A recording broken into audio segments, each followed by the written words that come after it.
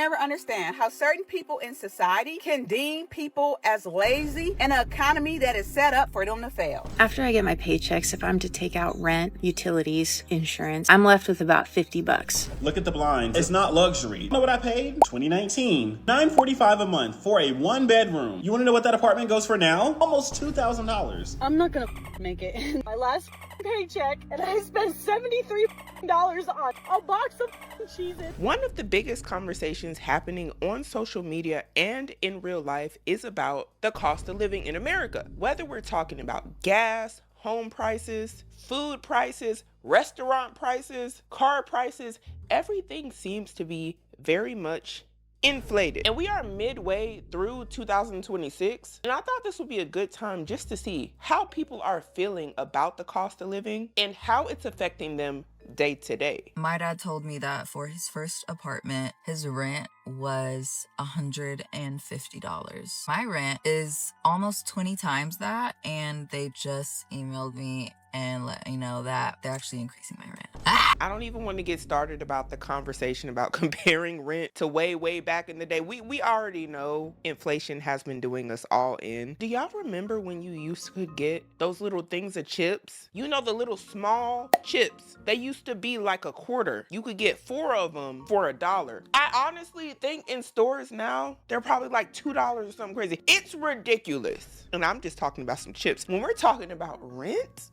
it just makes you think, you know what? I shouldn't have wanted to rush to be an adult. I don't know what I was thinking, actually. Price is so high, I want to go back to being a child. And she says here, I'm so over this adult life. You know what? A lot of people are feeling just like that. And the first comment here says, only paying $150 in rent would literally be life-changing for us. Now, we also have to have the conversation of the dollar was a lot stronger and stretched a lot further for them back then. Like, it's not stretching that far for us. And we're dealing with inflation. A comment here says, 10 years ago, I rented a newly remodeled apartment for $350. It really wasn't that long ago. The crazy epidemic of extreme pricing has only been a thing since 2020, when they learned they could and never stopped. Allegedly. I'm just reading the comments. I'm just trying to see what, testing the temperature online. Let me do me. And others saying the scream. I scrimped or screamed. Scrapped. They screamed with her. And yeah, some of y'all are crying in the shower. Sometimes you gotta release it, but I digress. So can we stop telling people that they're living above their means when they start complaining about the cost of things? Because when I got this apartment right here, clearly you can see it's a starter apartment. It's not anything luxury. Clearly not anything luxury. Not luxury at all. Look at the blinds. It's not luxury. Look at the closet. It's not luxury. You know what I paid? What does that say? Oh, $945 a month for a one bedroom. Y'all can see 2019.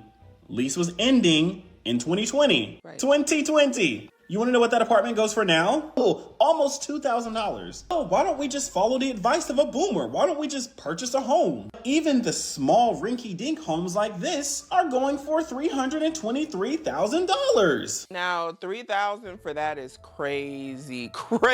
That's the rent price?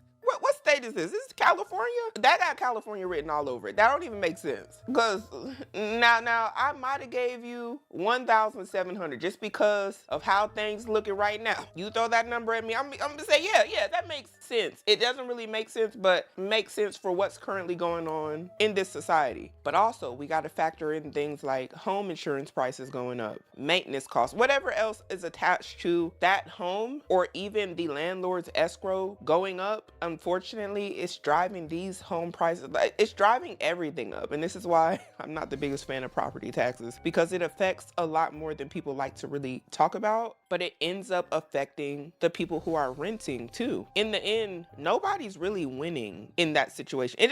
To me, maybe the private equity, people who done bought up all these little houses like that, those companies, maybe they're winning. But the average landlord, in my opinion, you know, the ones that live right up the street from y'all and they're just like, hey, I got a house, got an extra house, I'm gonna rent it out to a family, blase. It's rough for them too. And then when stuff happens in the house, they gotta use their money that they barely got because they're a normal person too, to go into the house. It's a lot going on right now. Many people are just getting rid of the houses that they do have if they are landlords. And guess who's buying it up? Guess who's private equity, allegedly.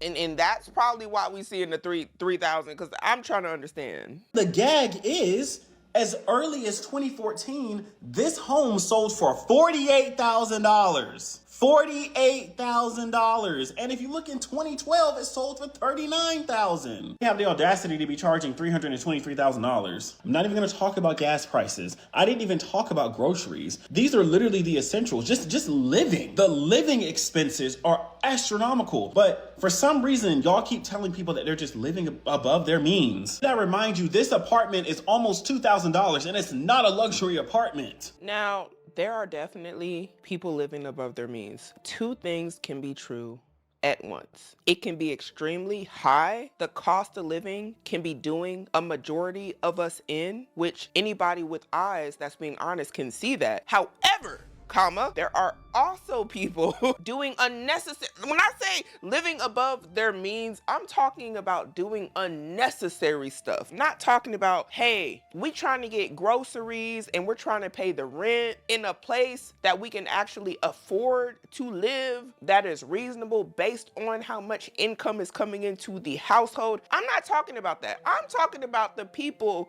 who know good and well they don't really got it like that, but they're gonna go get a high-rise apartment, go get new cars, going on vacation, knowing they don't have the money to go on vacation. They're gonna do it anyway. That go out shopping every week. They just can't put the cards down. And they know this and continue to repeat the same action. And then they get online and say, oh my gosh, I can't afford anything. I can't get by. And you know what? I don't even like that, because they may be able to afford certain things if they were living within their means. Even some of those things being unnecessary. But what ends up happening is a lot of those people end up lumping themselves in with people who are actually struggling to get by, and no matter what they do, it's not enough. For example, if there is somebody that is making $200,000 a year and they are living above their means and saying I'm paycheck to paycheck, which definitely can be the case, are we going to act like if they want to live a lavish lifestyle and keep up with the Joneses that they are the same as somebody who is barely getting by with a part-time job, who's been laid off, who can't find a job, struggling to get by, barely being able to pay their basic necessity bills for needs, not wants? And I think that's the bigger thing that really gets me about this conversation is many people aren't being totally honest about the reality, which for many people is that they may not want to have limits when it comes to spending in certain areas. They don't want to say no to certain things that they want to do. Understandably, nobody wants to be like, no, I'm not gonna do X, Y, and Z. But we're not for a second gonna say that the people complaining while digging themselves into a financial hole because of the keeping up with the Joneses mentality and doing things that don't need to be done is the same as people just trying to get by. It just aggravates me. Nonetheless, both of these individuals can be broke. They both can be broke. One might be because of bad financial decisions, and the other one just because the cost of living is doing them in. They can't keep up. But nonetheless, that apartment or whatever he just showed definitely shouldn't have been that price. Y'all want to hop into the comment section talking about, oh, well, I found an apartment that was $700 a month. Yeah, and as soon as you click on the reviews, you see roach infestation, rodent infestation,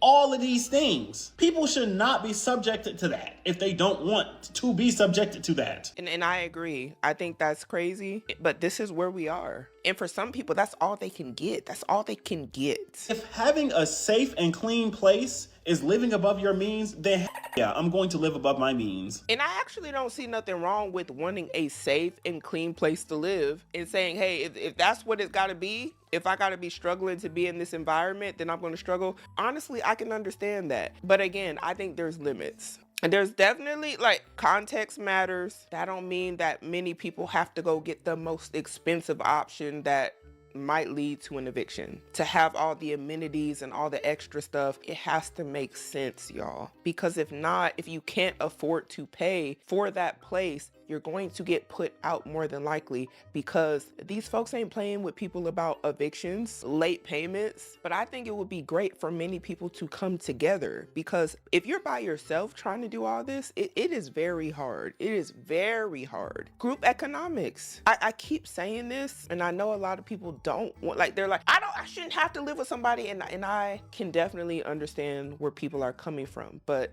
the reality of the situation is people might have to start getting together, moving in with family, friends, because stuff is really that high when you're by yourself. Like, I think I made a video last year talking about how you essentially paying an extra tax just because you're single. Like, the tax being that everything is way more expensive. And I don't think that this economy is set up for you to survive by yourself. I've never felt like that in any sense. I'm an American. I live in a 200 square foot flat that has no bedroom. I pay almost $1,800 a month for it now. That's not including utilities. I work full time. I work 10-hour shifts. I work 5 days a week. After I get my paychecks, if I'm to take out rent, utilities, my car payment, which is a 2016 used car, if I take out insurance on the car and medical expenses for my medication, I'm left with about $50 a month to cover for gas, food, and anything else I might need, such as like toilet paper, cleaning supplies, literally anything except going to a doctor. Like, I haven't seen a doctor outside of my psychiatrist for like 3 years now because I can't afford that. And this is why I say there are people barely getting by that are expressing mathematically, realistically, cannot barely afford to live. I'm barely scraping by. And then there are others who are mathematically more than able. They are not just scraping by, not getting medical, dental care, eating 1 meal a day. There are people who are not doing that, also stating that they can't afford to get by. It's not the same.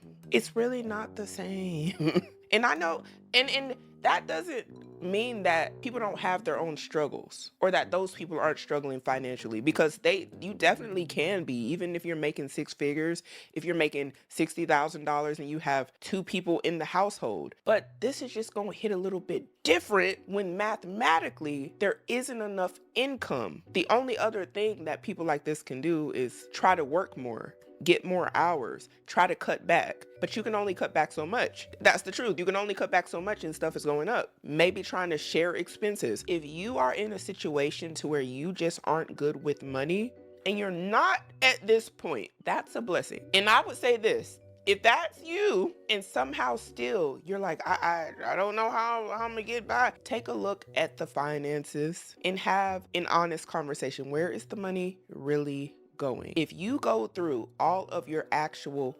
necessities, the things that no matter what must get paid, and you're barely scraping by, you may be very similar to this lady here. But if you look and you add up all your necessities and you realize, based off of how much income you bring in every month, that you should have around $2,000 left over, and every month you say, I don't know where it's going, and you're door dashing, shopping, excessively going out to eat, taking trips, sending money to people. You may even have some bad habits, like scrambling.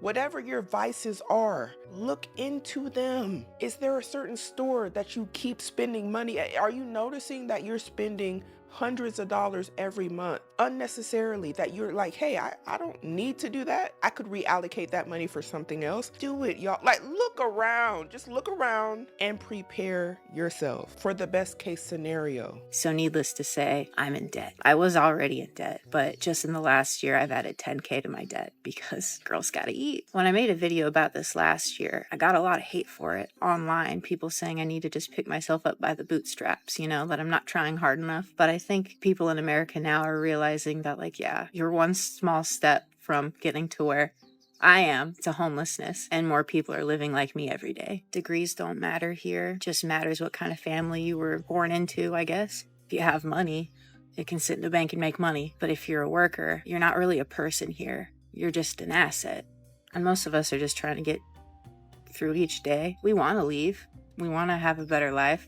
How do you leave when you don't have money? All right, so this comment here says, welcome to the American dream. And she replied, the American nightmare. And I just want to know, what do y'all think? Do y'all agree with what she was saying about the financial aspects of being in the States? Do you kind of relate to that? Is that like your personal experience? I think a lot of people are out there feeling very similar to her, and that's why I wanted to play it, because there is a lot of people feeling financial pain in the United States currently, and they are definitely using social media to express their grievances, expressing how they are struggling. Bro, I'm not gonna make it in this world because, like, tell me why I just went to Kroger's and got groceries. I just got paid today, my last paycheck, and I spent $73 on popcorn, crackers, Cheez-Its, milk, ranch dressing, tomatoes, just basic man. Like, a box of Cheez-Its and a box of crackers was $5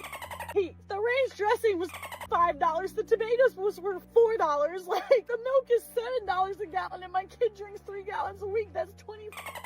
Like, how the do I barely get any food, and it's $73? Like, what the am I gonna do? And I'm gonna be honest. She said I didn't get no food. No disrespect, ma'am. I thought you was finna say I didn't get no snacks, cause I didn't hear food. Understandably, a lot of us shop different. But when I say food, I'm thinking ground beef, chicken, leg quarters, chicken drums, smoked turkey necks, a roast, potatoes, carrots. I even throw in the spaghetti in there, bell peppers, onions. Like, that's where my mind is going when I'm hearing food. Ma'am, no disrespect. You said crackers, ranch dressing, snacks are high. I agree with her. Snacks are definitely high. Juice, them sodas, a lot of y'all like to drink, high. All of that stuff in the middle of the grocery store, in the middle aisles, highly processed, highly sugared up, convenient food, high. And she said, I'm not gonna survive, so I'm gonna say this. We have to, as people, get better about shopping. And this is no attack on her. This is just in general. We have to do better at shopping. Do I agree with them prices that she just named? No. That's ridiculous too. But two things can be true at the same time. The snacks are ridiculously high, and I believe many of you don't know how to shop, how to make the money stretch that's already limited. And this is very American of us. Like, I'm just being, it's very American of us that a majority of us don't know how to shop. And just try it, y'all. If y'all don't believe me, I say this humbly. I'm saying this because I want to help somebody out there. Just try it. Meat, vegetables, a starch. Pick. Do you like a sweet potato, a rice, frozen green beans, frozen produce? Has a lot of nutrients in it. I actually prefer that over canned. If you need to go canned, you can get canned. Canned vegetables, you drain out the water, get all that stuff out of there, rinse it. Probably not as much nutrition as the frozen stuff, because typically that's picked at a better moment. But nonetheless, we talking food, y'all, not snacks, not snacks. And if y'all gonna survive, like, we gotta know how to shop for the right stuff. Not the stuff that's on the commercials, y'all. Not the TV dinners, the convenient ready meals you just throw in a little pan and like saucer it up. I know they're convenient. I know. It comes with a hiked up price that many of, like, if you try to make money stretch, you might not be getting the most bang for your buck with that. And then I'm gonna bring up the spaghetti again. You can probably get a little jar of spaghetti, $2, maybe $3 if you fancy. Get you some noodles. That might be $1 to $2. We at $5 right now. Get you some ground beef. Now the ground beef might be a little high. I'm not gonna hold you, but get you the ground beef. That might be $8. Maybe for a big old thing of ground beef, maybe a small one. Let's just say it was $10. Okay, get the $10 one. You can make you a bunch of spaghetti. Or get you some chicken leg quarters, season it up. You can get a whole thing of leg quarters for like $10 because they're cheaper than the other cuts. Like, if you go in chicken breast, it's gonna cost you more. Leg quarters is cheap. Season them up. You can eat off leg quarters for a whole week. Get you some rice. Rice is cheap. Get some frozen vegetables from the frozen vegetable section. That's a couple meals right there for you and the family. Ritz crackers, y'all, $5. Do that 2 times, you could have got you a whole thing of leg quarters. That's what I'm saying, y'all. It's the convenience. It's the snacks. And then she said here, this is stupid embarrassing, but enough is enough, man. What are we supposed to do? We got to do better at shopping. I am so sorry. For one, that's one thing we got, but everything else,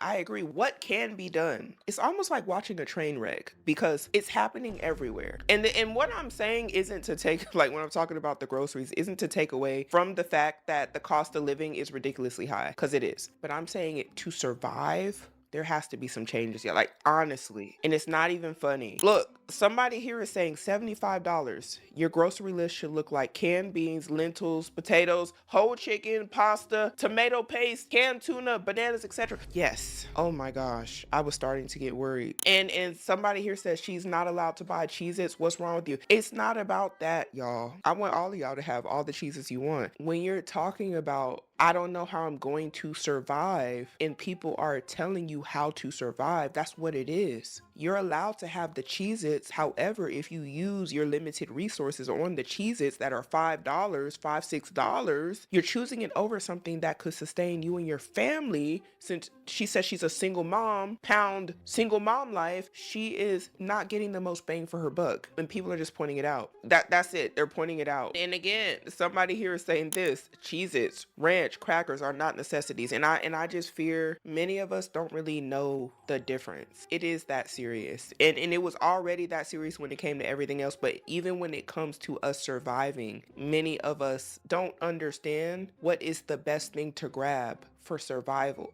I really hope that people understand this is not a drill. This is not even funny. And man, best of luck to you and your family. But the popcorn and the snacks is taking me out right now. I can't. I would never understand how certain people in society can deem people as lazy in an economy that is set up for them to fail. That is literally set up for them to fail. Why do you think so many people are transitioning to van life? Why do you think so many people no longer want to be homeowners? Why do you think the homeless rate has tripled? But that's a whole nother video, because this economy is set up for people to fail. Gas prices are highest. Food is high. Food is not even lasting a whole week or 2 weeks. We're not going to even talk about vegetables. We're not even going to talk about fruit. Just to eat healthy is so more expensive than to eat unhealthy. As a person who likes to dibble and dabble in the unhealthy every now and again, I'm not sure, y'all. I'm not sure. And I know this conversation comes up a lot, but I'm telling you, them leg quarters and a sweet potato, or like some ground beef and a sweet potato and some vegetables, stretch me way longer than some Chick-fil-A. I'm just being honest. Or any of these restaurants. But if y'all want to fight about it, y'all know what to do in the comments. Think about that. But yet, you can deem somebody lazy that's faithfully getting up every week, punching the clock for over 40 plus hours a week, and it's still not enough. We're not even going to talk about the job market, and the pay rates are not matching the level of education or the level of experience. We're not even going to talk about that. We're not going to talk about how so many people are working multiple jobs just to hold their head above water. We're not even going to talk about how some people paychecks is gone even before it gets deposited into their account. We're not even going to talk about how many Americans overdraft just to keep their head above water. But that's a whole nother video and a whole nother story. Stop calling people lazy if you don't know their story. And I agree with her. It definitely is on a case-by-case basis, which is why I like to talk about what I like to talk about here on this channel, because I show a lot of the different nuance to the situations for many different income brackets. Sometimes it's spending habits. Sometimes people are just down on their luck. Sometimes life is just too unaffordable for people. And unless you know everybody's individual story, like if they tell you, which some people do, which we like to see, then you won't know. You won't know. Everybody is not lazy. But are there lazy people? Sure. But you can't just sum everybody up to the same situation and be like, yeah, everyone's just lazy.